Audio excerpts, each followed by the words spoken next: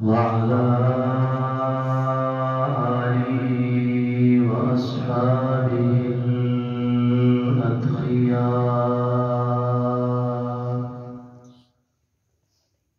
الذين هم خلاصة العرب العرباء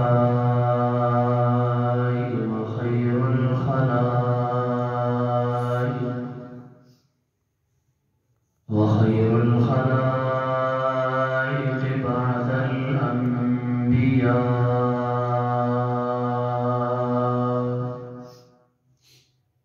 أما بعد فأعوذ بالله من الشيطان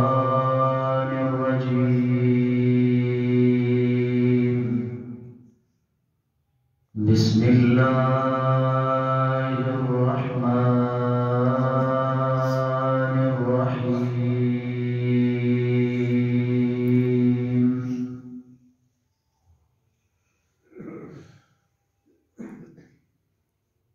قل يا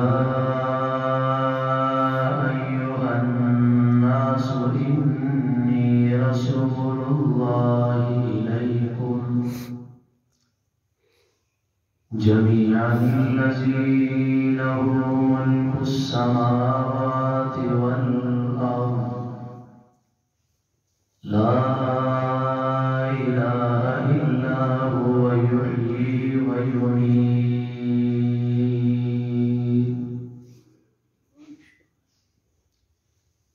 صدق الله العظيم وصدق رسوله النبي الكريم،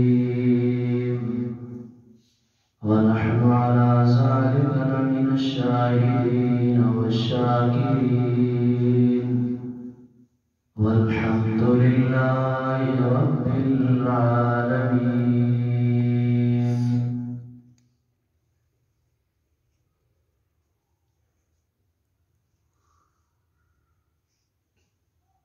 تمام حضرات بآواز بلند ایک مرتبہ نماز درود شریف پڑھیں. اللهم صل على محمد وعلى آل محمد كما صليت على إبراهيم وعلى آل إبراهيم إنك حميد مجيد. اللهم بارك على محمد وعلى آل محمد كما باركت على إبراهيم وعلى آل إبراهيم إنك حميد مجيد.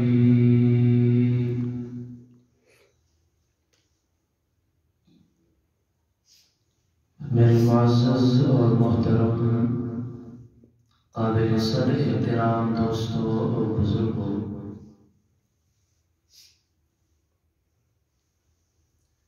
آج کے اس تقریر کا عنوان ہے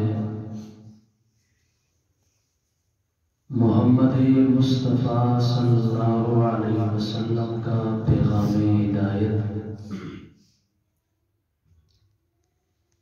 اللہ تبارک و تعالی سے دعا ہے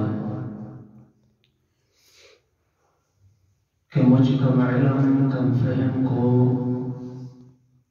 صحیح قرآن اور سنت کی روشنی میں حق اور سچ بیان کرنے کی توفیق عطا فرمائے، اور اس کے بعد مجھے اور آپ کو اس پر عمل کرنے کی بھی توفیق عطا فرمائے. سامعین محترم، جو آیت کریمہ خطبے میں تلاوت فرمائی ہے، اس میں اللہ تبارک و تعالی نے اپنے پیارے پیغمبر صلی اللہ علیہ وسلم کی زبان مبارک سے اعلان فرمایا کہ میرے پیغمبر اعلان فرما دیجئے انی رسول اللہ الیکم جمیعا الذی لہ ملک السماوات والارض لا الہ الا هو یحیی ویمیت فآمنوا باللہ ورسولہ النبی الأمی الذی یؤمن باللہ وکلمتہ لعلکم تہتدون کہ میرے پیغمبر آپ اعلان فرما دیجئے کہ ایک انسانوں انی رسول اللہ علیکم کہ بے شک میں اللہ کا رسول ہوں تمہاری طرف جمیعاً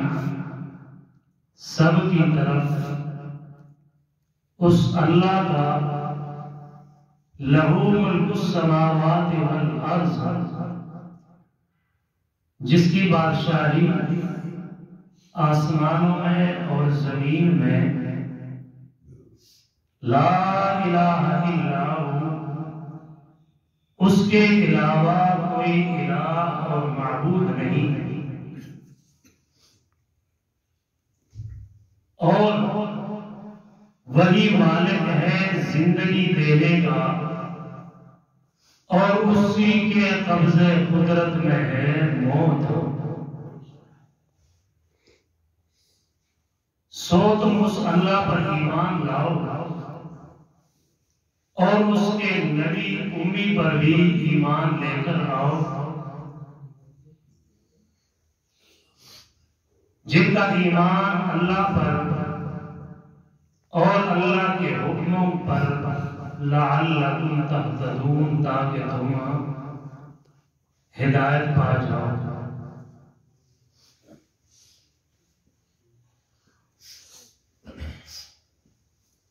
اس آیت مبارکہ کے اندر اللہ تبارک و تعالی نے حضور صلی اللہ علیہ وسلم کے زبان مبارک سے رسالت کا بھی اعلان فرمایا اور پھر اللہ تبارک و تعالی نے اپنے پیغمبر کی زبان مقدس سے ختم نبوت کا بھی اعلان فرمایا اس آیت کے اندر اللہ تبارک و تعالی نے مسئلہ ختم نبوت بھی سمجھایا ہے کہ حضور صلی اللہ علیہ وسلم کے بعثت سے لے کر قیامت کی صبح تک اللہ کے رسول صلی اللہ علیہ وسلم تمام کائنات کے لیے پیغمبر نبی اور اللہ کے رسول ہیں آپ صلی اللہ علیہ وسلم کے بعد کوئی نیا نبی نیا پیغمبر نیا رسول نہیں آ سکتا ختم نبوت کا اللہ تبارک و تعالی نے دروازہ بند کر دیا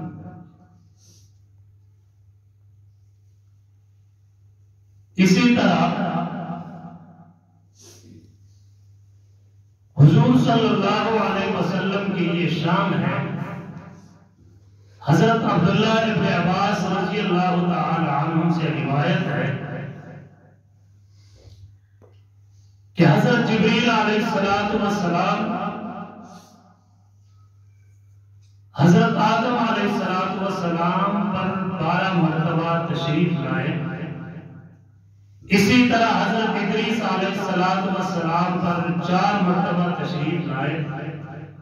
حضرت نوح علیہ السلام پر 42 مرتبہ تشریف لائے اسی طرح حضرت موسیٰ علیہ السلام پر بھی 4 مرتبہ تشریف لائے اور حضرت عیسیٰ علیہ السلام پر 13 مرتبہ تشریف لائے یہ میرے اور آپ کے پیغمبر کا اعزاز ہے اللہ نے اپنے پیغمبر کو یہ شرف عطا فرمایا ہے یہ عزت بخشی ہے کہ جس آدم پر حضرت جبریل 12 مرتبہ آئے جس ادریس پر حضرت جبریل 4 مرتبہ تشریف لائے جس نوح پیغمبر پر جس کی عمر 1350 سال ہے، 950 سال صرف اور صرف انہوں نے دعوت و تبلیغ کا کام کیا، اس نوح پیغمبر پر حضرت جبریل علیہ السلام 42 مرتبہ وحی لے کر آئے۔ اسی طرح حضرت موسیٰ علیہ السلام جن کا بڑا مرتبہ بڑا مقام ہے بنی اسرائیل کے پیغمبروں میں، ان پر حضرت جبریل علیہ السلام 4 مرتبہ وحی لے کر آئے۔ اسی طرح حضرت عیسیٰ علیہ السلام جس کو اللہ تبارک و تعالی نے ایک مقام عطا فرمایا ہے، اور بنی اسرائیل کے جملہ پیغمبروں میں حضرت عیسیٰ علیہ السلام کو وہ مقام ملا ہے، وہ شرف ملا ہے کہ گویا آپ خاتم الانبیاء بنی اسرائیل ہے۔ بنی اسرائیل کے نبوت کا خاتمہ اللہ نے حضرت عیسیٰ علیہ السلام پر کیا ہے۔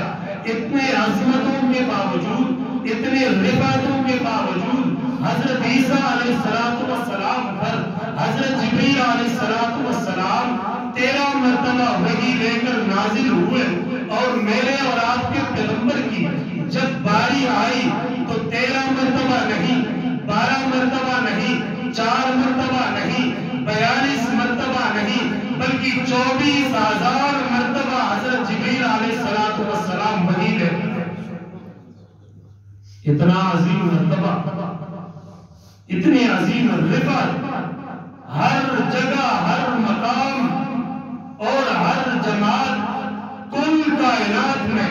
اللہ نے اپنے پیغمبر کو وہ مراتب عطا فرمائے ہیں، وہ عظمتیں عطا فرمائے ہیں کہ عام انسانیت تو درکنار، بلکہ میرے پیغمبر کی ایک خصوصیت کا مقابلہ جماعت انبیاء بھی نہیں کر سکتی۔ ذرا سوچئے تو صحیح کہ کہاں حضرت آدم علیہ السلام جو ابو الانبیاء ہے، کہاں حضرت نوح علیہ السلام، کہاں حضرت ادریس علیہ السلام، کہاں حضرت موسیٰ اور عیسیٰ علیہ السلام، اور کہاں میرے اور آپ کے پیغمبر کا رتبہ کہ 1 مرتبہ نہیں، 2 مرتبہ نہیں، بلکہ 24,000 مرتبہ حضرت جبریل علیہ السلام وحی لے کر میرے اور آپ کے پیغمبر پر نازل ہوئے۔ اس سے پتہ یہ چلتا ہے کہ عظمت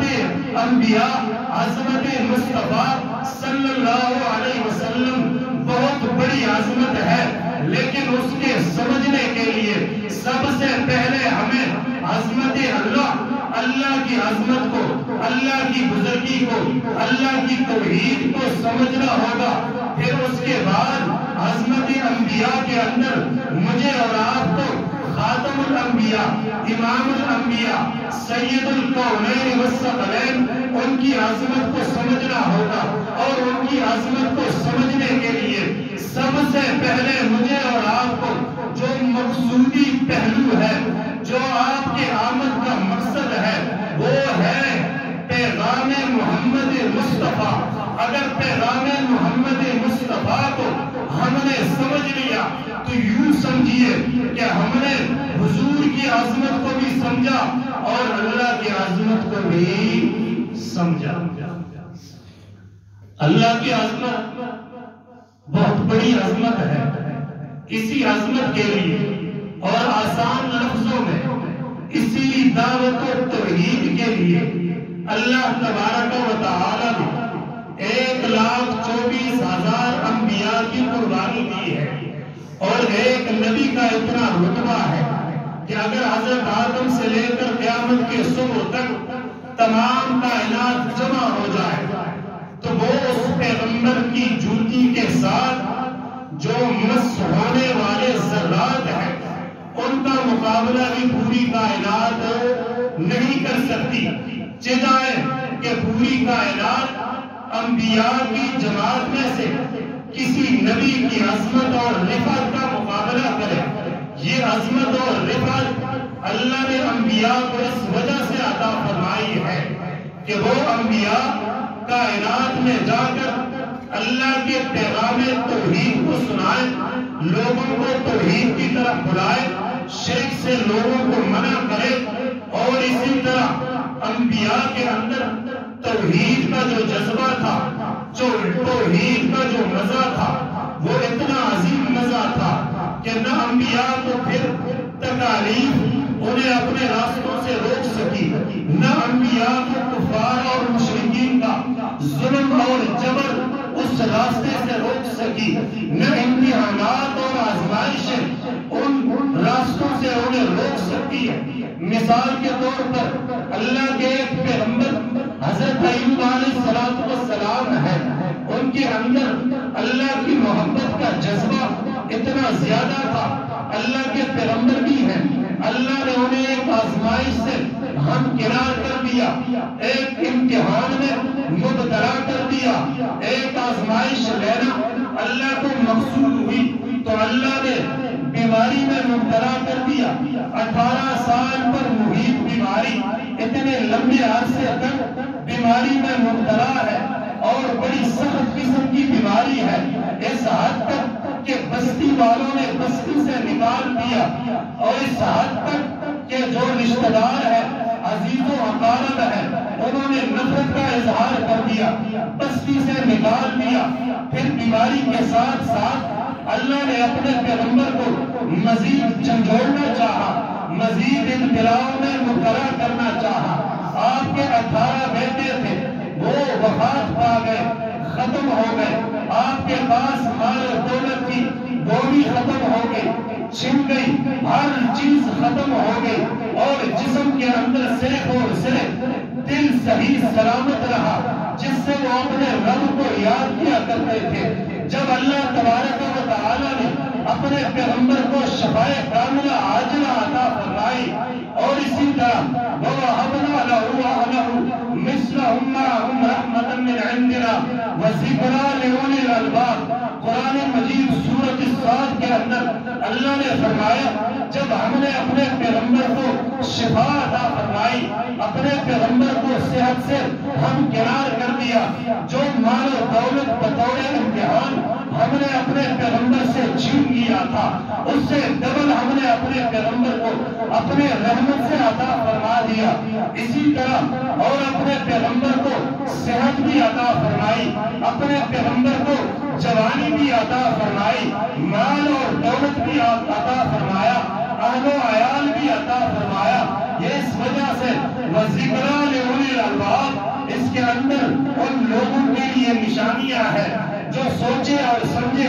اللہ کی عظمتوں کا اقرار کرے، امتحانوں سے گھبرائے نہیں، ابتلاؤں سے گھبرائے نہیں، مشکلات میں آ کر اللہ کا ڈر نہ چھوڑے۔ میرے اور آپ پر بھی اگر تھوڑی سی مشکل آ جائے، یا کاروبار میں نقصان ہو جائے، یا چند دنوں کے لیے بیمار پڑ جائے، تو فرائض کی بھی چھٹی، عبادات کی بھی چھٹی، اللہ سے نا امید ہو جاتے ہیں۔ شیطان طرح طرح کے وسوسے سے ہمارے دلوں میں ڈالتے ہیں۔ ایک اللہ کے پیغمبر حضرت ایوب علیہ السلام ہے، ایک دن کے لیے نہیں، 2 دن کے لیے نہیں، مہینے کے لیے نہیں، 18 سال تک اللہ نے اپنے پیغمبر کو بیمار رکھا، اور صرف جسمانی بیماری نہیں، صرف جسمانی اذیت نہیں، صرف جسمانی ابتلا میں مبتلا نہیں، بلکہ 18 نوجوان اور خوبصورت بیٹے،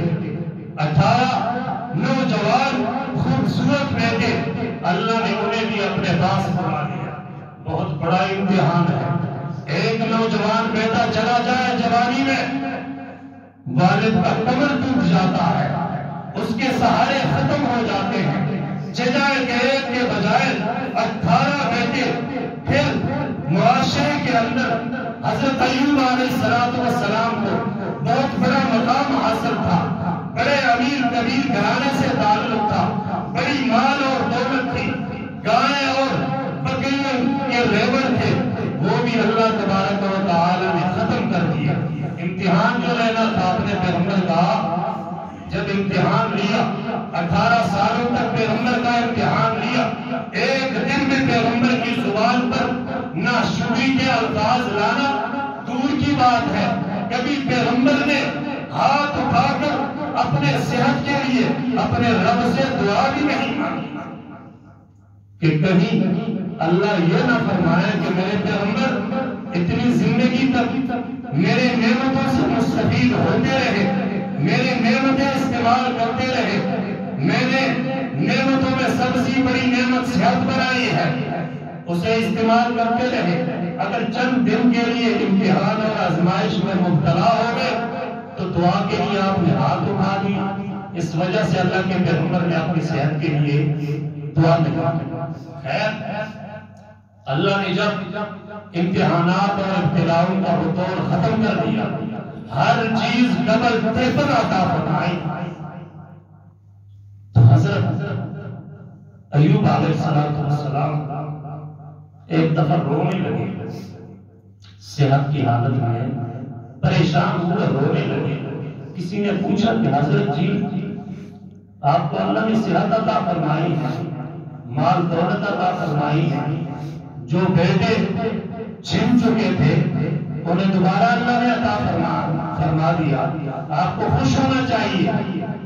آپ افسردہ ہیں، غمگین ہیں،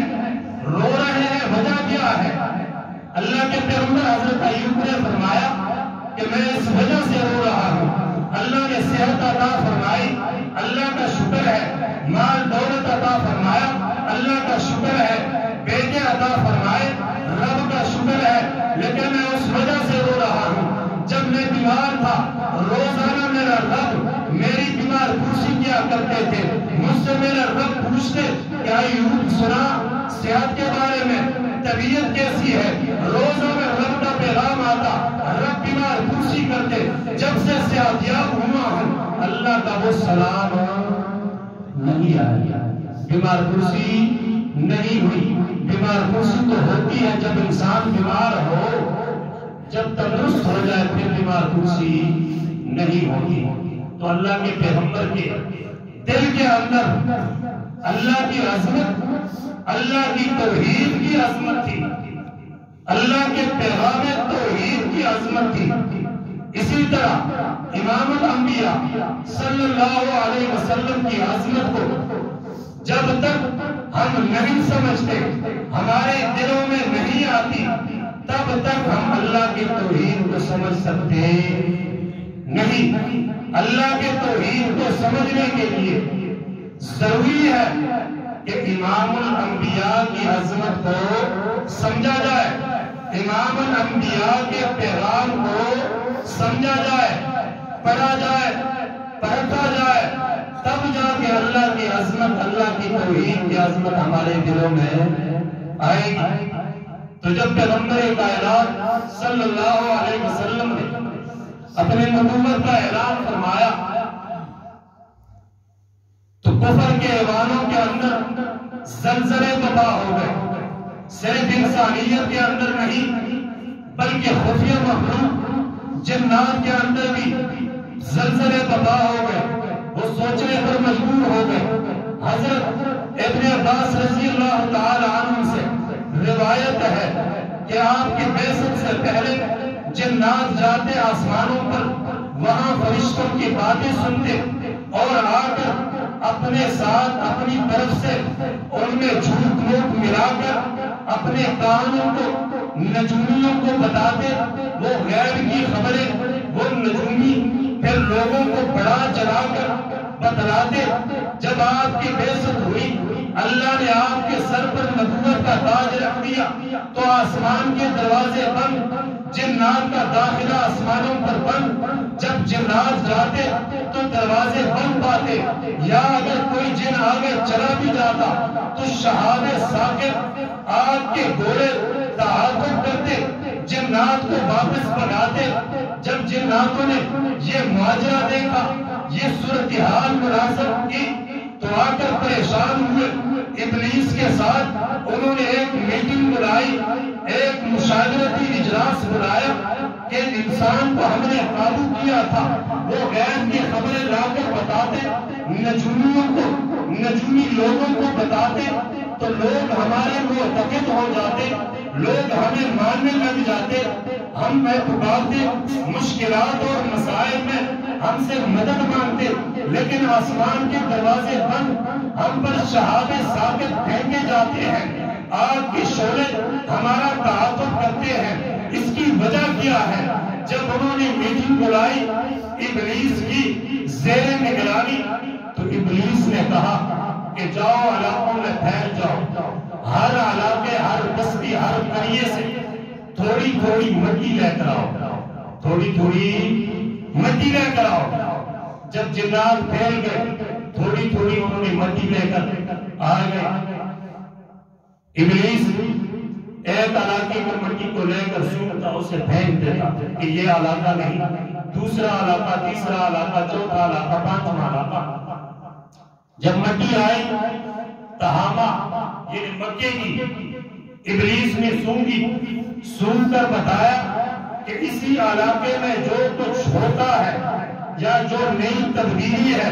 وہ اسی علاقے کے اندر ہے۔ جاؤ مکے کے اندر معلوم کرو کہ وہ کون سی نئی تبدیلی آ رہی ہے جس کی وجہ سے ہم پر آسمانوں کے دروازے بند ہیں، جس کی وجہ سے شہاب ثابت ہمارا تعاقب کرتے ہیں، ہم پر آگ کے گولے پھینکے جاتے ہیں، آگ کے گولے ہم پر برسائے جاتے ہیں۔ جاؤ پتہ کرو اور معلوم کرو۔ جب جنات پھیل گئے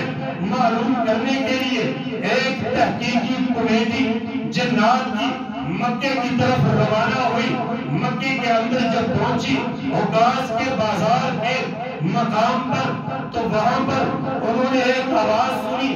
صبح کا ٹائم تھا، حضور صلی اللہ علیہ وسلم صبح کی نماز میں قرآن مجید کی تلاوت فرما رہے ہیں۔ تو جنات نے جب یہ تلاوت سنی، یہ آواز سنی تو یکسو ہو کر کان لگا کر سننے لگے، ایک دوسرے کو خاموش کرانے لگے، ایک دوسرے کو چپ کرانے لگے اور کہنے لگے کہ یار جو تبدیلی آئی ہے جس کی وجہ سے ہمارے داخلے بند ہیں وہ یہی تبدیلی ہے۔ جو نورانی شخصیت، جو نورانی چہرے والا جو کلام پڑھ رہا ہے، اس کلام کی وجہ سے ہمارے دروازے بند ہیں، اس پیغام کی وجہ سے ہمارے داخلے ممنوع ہے، یہی تبدیلی ہے۔ لیکن اس کے بعد جو تبدیلی جنات میں آنے والی تھی وہ جنات کہہ رہے ہیں کہ یار سنیں، توجہ سے سنو اور خاموش ہو کر سنو۔ جب انہوں نے قرآن مجید سنا اور ان کے دلوں پر اثر ہوا، یہ وہ جنات کا ٹولہ ہے جو تحقیق کرنے کے لیے چلے تھے، جو شرک کا ایک بازار جنہوں نے کافی عرصے سے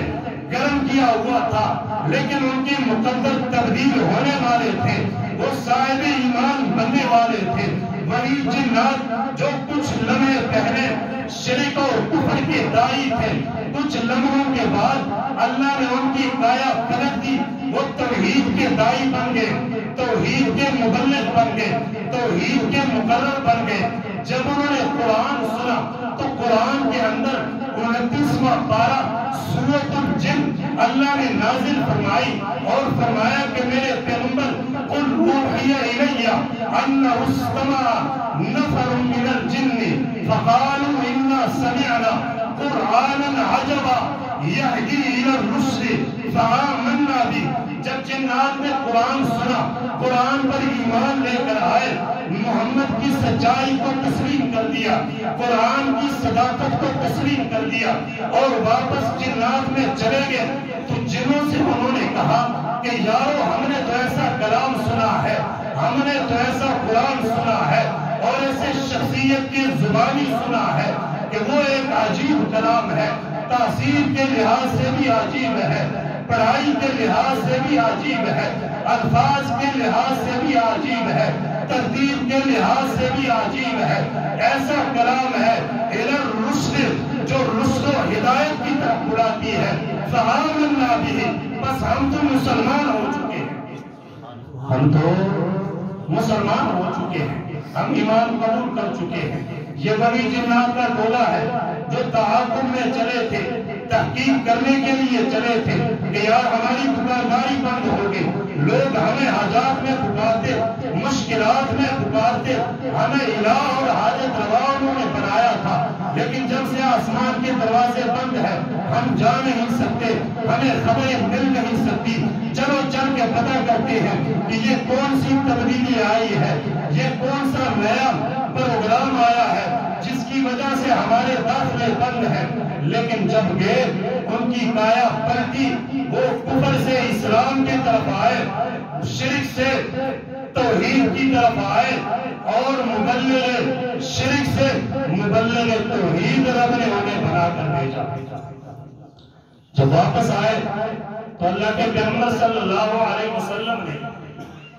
انہیں یہ پیغام دیا کہ اپنے قوم کے پاس جا کر انہیں اللہ کی طرف بلانا، توحید کی دعوت دینا اور آخرت کا ڈر انہیں سنانا۔ اسی طرح وہ جنات جب واپس آئے اپنی قوم کی طرف،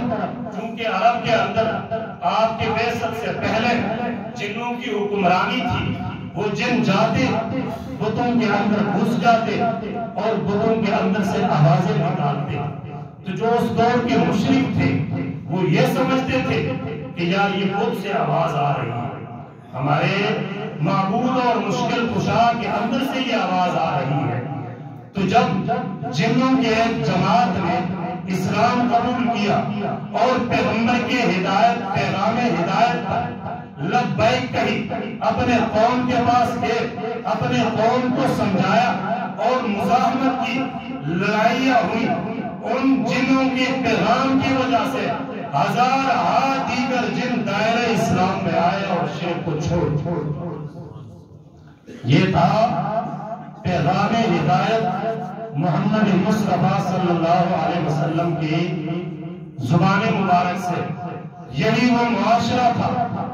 جو آپ صلی اللہ علیہ وسلم کی بعثت سے پہلے شرک کا گرہ تھا،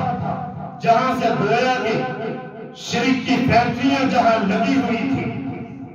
سیرت کی کتابوں میں ہے کہ اس دور میں عرب معاشرے کی حالت یہ تھی کہ جب کوئی مسافر سفر پہ نکلتا تو وہ 3-4 پتھر اٹھاتا، چھوٹے چھوٹے پتھر، 3 پتھروں سے استنجا کرتا، چوتھے پتھر کو اپنا معبود بناتا۔ سمجھ آ گئی ہے؟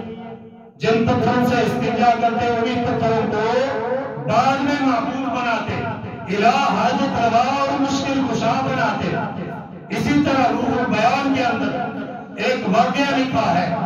کہ یمن کا ایک مرد تھا جس کا نام تھا اصاب، اور اسی طرح ایک عورت تھی جن کا نام تھا نائلہ۔ ان دونوں کے درمیان عشق اور معشوقی کے معاملات چل رہے تھے۔ یہ حج میں آئے، بیت اللہ کے اندر دوران حج جب انہیں موقع ملا تو ان دونوں بدبختوں نے بیت اللہ کے اندر بدکاری کی، بیت اللہ کے اندر بدکاری کی۔ جب بدکاری کی تو اسی ٹائم فوراً اللہ نے انہیں سزا دی، ان کی شکلوں کو مسح کر دیا، پتھر کے اندر وہ تبدیل ہو گئے، ان کی شکل پتھر میں تبدیل ہو گئے۔ جب لوگوں کو پتا چلا انہوں نے دونوں کو اٹھایا بیت اللہ کے اندر سے باہر دروازوں پہ بطور عبرت کے، ایک کو دروازے کے ایک سائڈ پہ رکھا، دوسرے کو دروازے کے دوسری سائڈ پہ رکھا، تاکہ لوگوں کو عبرت حاصل ہو جائے کہ بدبختوں نے بیت اللہ کے اندر آ کر بدکاری کی ہے۔ خیر جب زمانہ گزرتا گیا آپ صلی اللہ علیہ وسلم کی بعثت کے دوران پھر لوگوں نے ان دونوں بدبختوں کو حاجت روا اور مشکل کشا بنا دیا۔ لوگ انہیں باقاعدہ پوچھتے، ان کے بت بن گئے تھے۔ تو اللہ کے رسول صلی اللہ علیہ وسلم نے ان بتوں کو مسمار کر دیا، انہیں گرا کر غارت کر دیا۔ اس دور میں شرک کی بت پرستی تھی، بت پرستی تھی، اور اس دور کے اندر بت پرستی کا شرک بھی موجود ہے،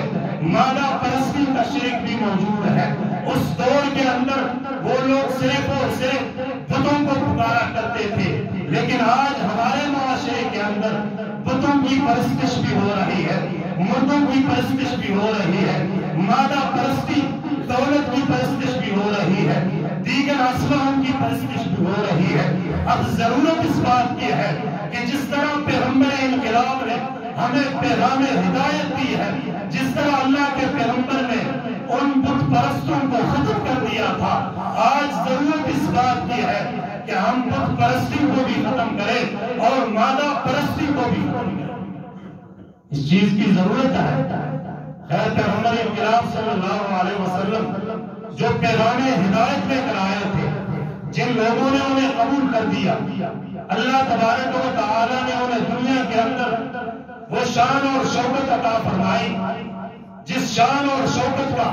اللہ کے رسول صلی اللہ علیہ وسلم نے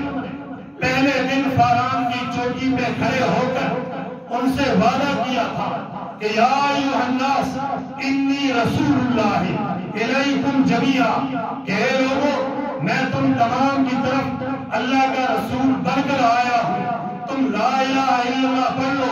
لا الہ الا اللہ تفلحون، تم کامیاب ہو جاؤ گے، تمہیں اللہ دنیا کی زندگی میں عزت عطا فرمائے گا، دنیا کی بادشاہت عطا فرمائے گا، مال اور دولت عطا فرمائے گا۔ جب انہوں نے کلمہ پڑھا تو واقعی اللہ تبارک و تعالیٰ نے ان کی کایا پلٹ دی، دنیا کی بادشاہت ان کے قدموں کے اندر، دنیا کی زیب و زینت ان کے قدموں کے اندر، دنیا کی مال اور دولت ان کے قدموں کے اندر۔ جب انہوں نے کلمہ توحید پڑھا، اپنے بتوں کو چھوڑا، 360 الہوں کو پرے کر دیا، 360 الہوں کے ٹکڑے ٹکڑے کر دیے، تو اللہ تبارک و تعالیٰ نے کلمہ توحید کی برکت کی وجہ سے ان کے دعاؤں کے اندر وہ اثر ڈال دیا۔ اللہ تبارک و تعالیٰ نے ان کے پکاروں کے اندر وہ اثر ڈال دیا کہ وہ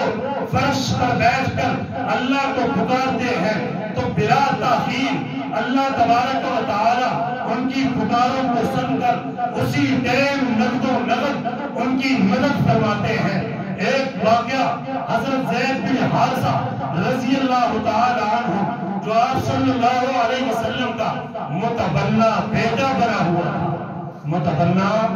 بیٹا بنا ہوا تھا، ایک دفعہ انہوں نے کرایہ پر ایک سواری لی، خچر لیا، طائف سے مدینے جانا تھا، تو جس بدو سے انہوں نے وہ خچر کرایہ پہ لیا تھا اس نے ایک شرط لگائی کہ یار میری شرط یہ ہے کہ راستے میں جہاں جہاں مجھے کوئی کام پڑے گا تو میں سواری روک کر اپنا کام کروں گا، تمہیں کوئی اعتراض نہیں ہوگی۔ تو حضرت زید بن حارثہ رضی اللہ تعالیٰ عنہ فرمائے کہ ٹھیک ہے، تم ڈرائیور اور ڈرائیور کو یہ حق حاصل ہے، ٹھیک ہے جو تمہاری مرضی۔ وہ گمنام راستوں پر سواری کو لے کر جا رہے تھے، ایک جگہ انہوں نے سواری روکی اور حضرت زید بن حارثہ رضی اللہ تعالی عنہ سے فرمایا کہ مجھے کام ہے۔ حضرت زید سواری سے اترے، جب انہوں نے دیکھا تو سینکڑوں کھوپڑیاں پڑی ہیں، انسانوں کی لاشیں پڑی ہیں، تو حضرت زید ڈر گئے۔ تو اس بدو نے کہا کہ یار یہ جتنے تمہیں لاشیں نظر آ رہی ہیں، یہ کھوپڑیاں نظر آ رہی ہیں، یہ بھی تمہاری طرح سوار تھے، میں دھوکے سے لے کر آتا ہوں، یہاں انہیں قتل کر دیتا ہوں، سواری بھی لے کر چلا جاتا ہوں، مال دولت بھی لوٹ کر چلا جاتا ہوں، اب تمہاری باری ہے۔ حضرت زید نے فرمایا کہ ٹھیک ہے، لیکن ایک درخواست ہے، میری گزارش ہے، آپ ایسا کریں مجھے 4-5 منٹ کا مہلت دے، میں 2 رکعت نفل پڑھوں، پھر اس کے بعد آپ کی مرضی مجھے قتل کر، کوئی اعتراض؟ انہوں نے کہا ٹھیک ہے، تم سے پہلے جتنے آئے تھے سب نے کہا ہمیں نماز پڑھنی ہے، یہ کرنا وہ کرنا، نماز نے آج تک کسی کو بچایا نہیں، تم بھی پڑھ لو۔ انہوں نے نماز پڑھی، جب سجدے میں گئے تو انہوں نے کہا کہ یا ارحم الراحمین، اللہ کو پکارا، تو فوراً ہاتف غیبی سے آواز آئی، یہاں وہ سجدے میں پڑھ رہے ہیں یا ارحم الراحمین،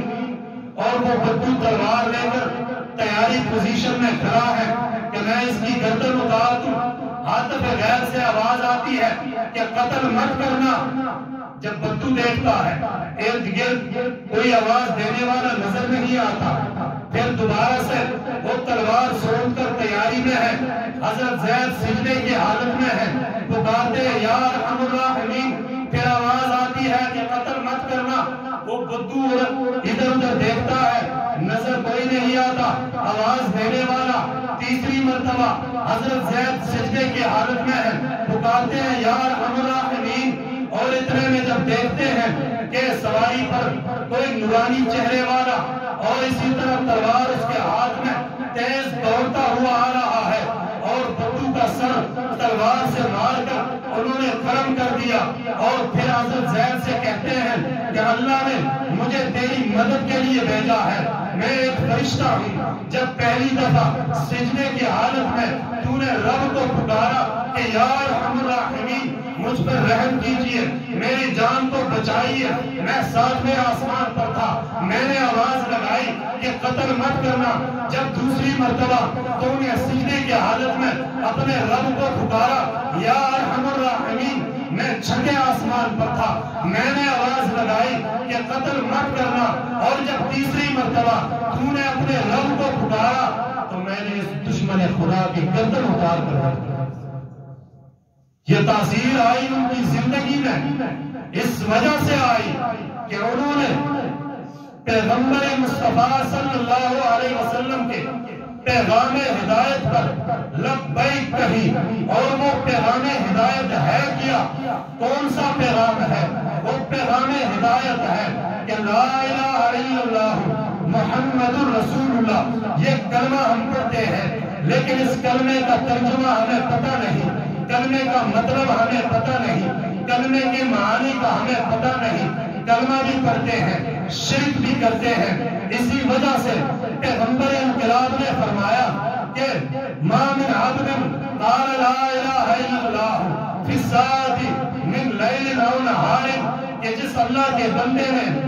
دل میں یا رات میں کسی وقت بھی لا الہ الا اللہ پڑھا تو اللہ تبارک و تعالی اس کے تمام عمر کے گناہوں کو بخش دیتے ہیں، اور جتنے ان کے گناہ ہوں گے اتنے ہی اللہ تبارک و تعالی نیکیاں لکھ دیتے ہیں۔ یہاں علماء کرام فرماتے ہیں کہ اس گناہوں سے مراد ہے صغیرہ گناہ۔ دوسرا مطلب حدیث کا یہ ہے، علماء کرام نے بیان فرمایا ہے کہ جو سچے دل کے ساتھ صدق یقین کے ساتھ لا الہ الا اللہ پڑھتا ہے، اور لا الہ الا اللہ اس نیت سے پڑھتا ہے کہ اللہ کے علاوہ کوئی معبود نہیں، اللہ کے علاوہ کوئی مسجود نہیں، اللہ کے علاوہ کوئی حاجت روا، اللہ کے علاوہ کوئی بگڑیاں بنانے والا، اللہ کے علاوہ کوئی اولاد دینے والا، اللہ کے علاوہ کوئی صحت دینے والا، اللہ کے علاوہ کوئی تندرستی دینے والا، اس یقین کے ساتھ اس کلمے کو پڑھتا ہے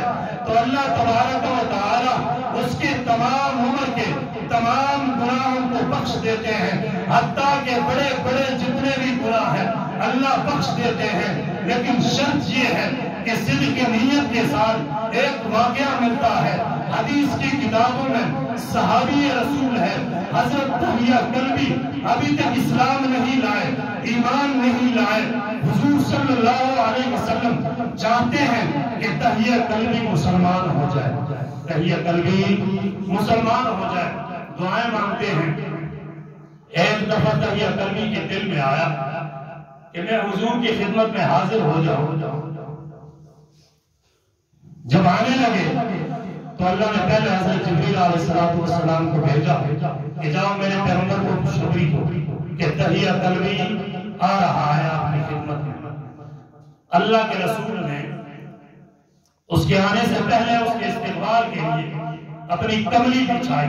چادر بچھائی، حالانکہ آنے والا کوئی مومن نہیں، کوئی صحابی نہیں، آنے والا پکا مشرک ہے، اپنے قبیلے کا سردار ہے، لیکن اللہ کے رسول نے فرمایا فَأَكْرِمُوا قَوْمًا أَكْرِمُوهُمْ۔ اللہ کے رسول نے فرمایا کہ جس قوم کا کوئی معزز تمہارے پاس آ جائے اس کا اکرام کیا کرو، حوصلہ افزائی کیا کرو۔ اسی طرح دحیہ کی اللہ کے رسول نے حوصلہ افزائی فرمائی، چادر بچھائی۔ جب دحیہ کلبی خدمت اقدس میں آیا تو کملی کو اٹھا کر چوما، آنکھوں سے لگایا، رونے لگے اور فرمایا کہ اللہ کے پیغمبر مجھے کلمہ پڑھا دیجئے، میں مسلمان ہونا چاہتا ہوں۔ اللہ کے رسول نے کلمہ پڑھایا، دین کے احکام سکھائے۔ دحیہ کلبی کلمہ پڑھ کر روتے جا رہے ہیں۔ اللہ کے پیغمبر نے فرمایا کہ دحیہ تجھے تو خوش ہونا چاہیے تھا، اللہ نے تجھے توفیق عطا فرمائی اسلام قبول کرنے کے لیے، اللہ نے تجھے ایمان کی دولت عطا فرمائی، تو رو رہا ہے۔ تحیہ فرماتے ہیں کہ اللہ کے پیغمبر رو اس لیے رہا ہوں کہ بڑے بڑے گناہ مجھ سے سرزد ہو گئے ہیں، اتنے بڑے گناہ مجھ سے سرزد ہو گئے ہیں کہ اگر آپ مجھے قتل کر دیں اور قتل کی وجہ سے اللہ مجھے معاف فرما دے تو یہ سودا میرے لیے مہنگا نہیں بلکہ سستا ہے، اتنے بڑے بڑے گناہ میں کر چکا ہوں۔ اللہ کے رسول متعجب ہوتے ہیں اور سوچتے ہیں کہ یار اتنے بڑے گناہ تم نے کیے ہیں، اتنے بڑے گناہ تجھ سے سرزد ہو گئے ہیں، ساتھ ساتھ سوچ رہے ہیں اور معاملہ اللہ کے سپرد کر دیا اللہ کے پیغمبر نے کہ اللہ کی طرف سے اگر کوئی وحی آتی ہے تو چلو میں فیصلہ کرتا ہوں، اچھا بتاؤ تو صحیح کتنے بڑے گناہ ہوئے ہیں، کون سے گناہ کیے ہیں؟ تحیہ قلبی فرماتے ہیں کہ اللہ کے پیغمبر میں اپنے قوم کا سردار ہوں اور سرداری کے ظلم میں آ کر، تکبر میں آ کر، غرور میں مبتلا ہو کر، ہار میں آ کر میں اپنے قوم کی 70 بچیوں کو زندہ تر کر چکا ہوں، 70 بچیوں کو زندہ تر کر چکا ہوں۔ اگر کوئی ایک بے گناہ انسان کو قتل کرتا ہے تو اسلام کا فیصلہ ہے گویا پوری انسانیت کو اس نے قتل کر دیا، جائے کہ 70 بچیاں بے گناہ بچیاں جن کے بارے میں رب نے فرمایا کہ قیامت کے دن مقتول کا گریبان ہوگا اور ان بے گناہ بچیوں کے ہاتھ ہوں گے اور اللہ کے دربار میں ان مقتولوں کو گھسیٹ کر لائیں گی اور کہیں گی بِأَيِّ ذَنبٍ قُتِلَتْ، اس جرم کے پاداش میں ہمیں قتل کر دیا تھا، ہمارا جرم کیا تھا۔ خیر اللہ کے رسول خاموش ہیں، اوپر سے حضرت جبریل علیہ السلام تشریف لاتے ہیں کہ اللہ کے پیغمبر اللہ نے آپ کو سلام فرمایا ہے اور سلام کے بعد اللہ نے فرمایا ہے کہ تحیہ قلبی سے کہیے کہ گھبرانے کی ضرورت نہیں بلکہ یہ اسلام کی خوبصورتی ہے اور کلمے کی یہ خصوصیت ہے کہ اس کلمے کی وجہ سے میں نے تیرے 60 سال کا کفر، 60 سال کے گناہ اور ان 70 معصوم بچیوں کو جو تو نے قتل کر دیا یعنی زندہ دفنا دیا تھا، 60 سال کا کفر، 60 سال کے گناہ اور ان 70 معصوم بچیوں کا خون میں نے معاف کر دیا اسی کلمے کی وجہ سے۔ الاسلام یہدم ما کان قبلہ، یہ پیغام ہدایت ہے، پیغام محمد مصطفیٰ ہے۔ اللہ کے رسول نے فرمایا کہ جو سچے نیت کے ساتھ، صدق دل کے ساتھ کلمہ توحید پڑھتا ہے تو جس طرح تحیہ قلبی کا اللہ نے 60 سال کا کفر، 60 سال کے گناہ اور 70 معصوم بے گناہ لڑکیوں کا خون معاف کر دیا تھا، آج بھی وہی اللہ ہے۔ ضرورت اس چیز کی ہے کہ ہم صدق نیت کے ساتھ کلمہ توحید کا اقرار کریں اور وہ کلمہ ہے لا الہ، توچی بولو، جنہوں بولو لا الہ الا اللہ محمد رسول اللہ۔ اللہ تبارک و تعالیٰ سے دعا ہے کہ جو کچھ کہا اور سنا کیا اس پر عمل کرنے کی توفیق عطا فرمائے۔